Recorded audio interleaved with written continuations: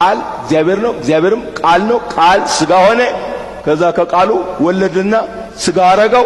ከዛ በኋላ የራሱን ስጋ ውጭ የነበረውን ውጭ ላይ አድርጎ ኮት አድርጎ ለብሶ በስጋ ተገለጠ። እግዚአብሔር። ከዛ ከቃሉ ወለድና ስጋ አረገው። ከዛ በኋላ የራሱን ስጋ ውስጥ የነበረውን ውጭ ላይ አድርጎ ኮት አድርጎ ለብሶ በስጋ ተገለጠ። እግዚአብሔር።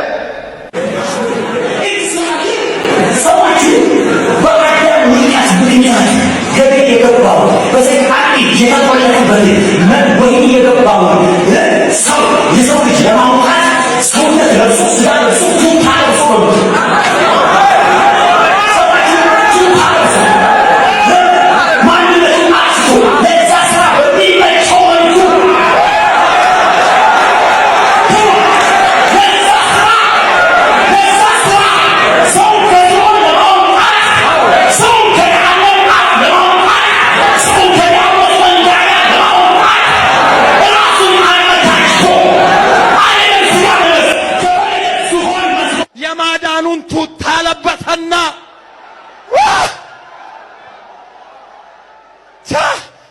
የማዳኑን ቱታ ለበሰና እሳትነቴ ቁጭ በል፣ ክብሬ ቁጭ በል፣ ማንነቴ ቁጭ በል አለና ስጋ ለበሰ። ሰላም ለእናንተ ይሁን ወገኖቼ፣ እንዴት ናችሁ? ቄስ ኃይሉ ዘሪሁን ነኝ።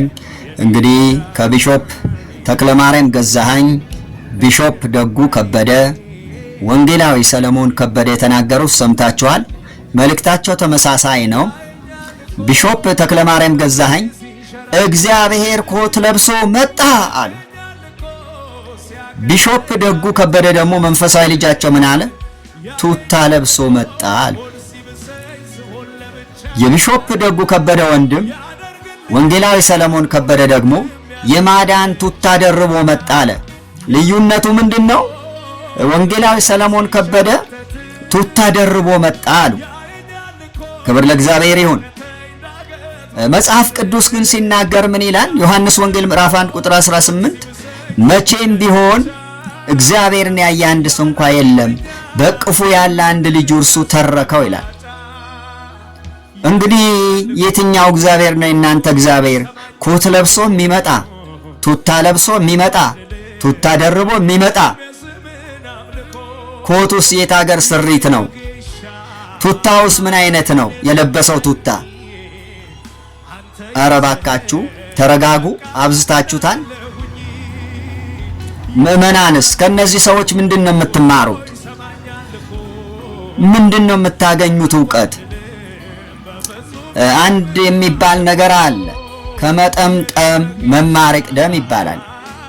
ያልተማረ ማህበረሰብ እኮ ሌላውን ሊያስተምር አይችልም። እነዚህ ሰዎች የቴዎሎጂ ባክግራውንዳቸው የተበላሸ ነው። እናንተም እንደምታውቁት ሳይማሩ ተምረናል፣ ሳይመረቁ ተመርቀናል ብለው የሚናገሩ ጀግኖች ናቸው።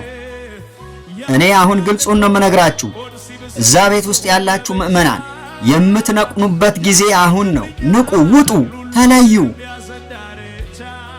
ሮሜ 14 ላይ ምን ይላል? ሐዋርያ ጳውሎስ ቁጥር 6-7 አካባቢ ሁላችንም በክርስቶስ ፍርድ ወንበር ፊት እንቆማለን ይላል።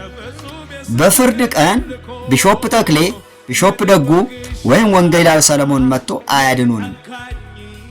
ሊያድነን ስለኛ እርቃኑ የተንጠለጠለው የእግዚአብሔር ልጅ ኢየሱስ ክርስቶስ ነው። እሱ ደግሞ ቱታ ለብሶ አልመጣም። እሱ ደግሞ ኮት ለብሶ አልመጣም። ይሄ የሰው ፍልስፍና ስለሆነ ንቁ ባካችሁ፣ ንቁ ይላል መጽሐፍ ቅዱስ። በሃይማኖት ብትኖሩ ራሳችሁን መርምሩ፣ ራሳችሁን ፈትኑ ይላል ቆሮንቶስ መጽሐፍ ላይ። ሁል ጊዜ የሰው ትርክት እየሰማን በጨለማ መመላለስ ይብቃን። ቄስ ኃይሉ ዘሪሁን ነኝ። ተባረኩ።